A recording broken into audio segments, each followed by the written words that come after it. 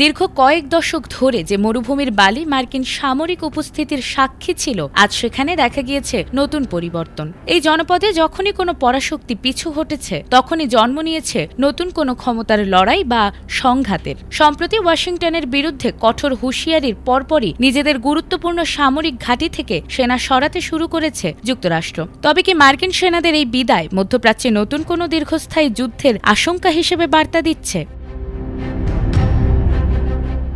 মধ্যপ্রাচ্যে থাকা একাধিক গুরুত্বপূর্ণ সামরিক ঘাঁটি থেকে সেনা ও কর্মী সরিয়ে নিচ্ছে যুক্তরাষ্ট্র। দেশটির এক কর্মকর্তা নাম প্রকাশ না করার শর্তে বার্তা সংস্থা রয়টার্সকে তথ্য নিশ্চিত করেছেন। এর আগে ইরানের এক কর্মকর্তা রয়টার্সকে জানিয়েছে, যুক্তরাষ্ট্র যদি ইরানের উপর হামলা চালায়, তাহলে মধ্যপ্রাচ্যে অবস্থিত মার্কিন সামরিক ঘাঁটিগুলো লক্ষ্য করে পাল্টা হামলা চালানো হবে। সেই হুমকির পরে সতর্কতামূলক পদক্ষেপ হিসেবে সেনা সরানোর সিদ্ধান্ত নিয়েছে ওয়াশিংটন।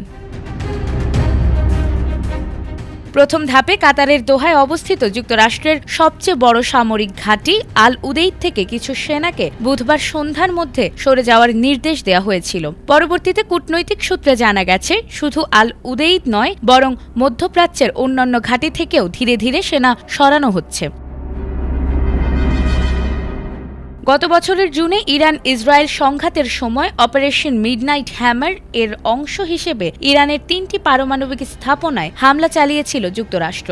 এই অভিযানের অন্তত এক সপ্তাহ আগে মধ্যপ্রাচ্যের বিভিন্ন ঘাঁটি থেকে সেনা সদস্য ও তাদের পরিবারকে সরিয়ে নেওয়া হয়েছিল। পরে কাতারের আল উদেইদ ঘাঁটিতে ক্ষেপণাস্ত্র হামলা চালিয়েছে ইরান।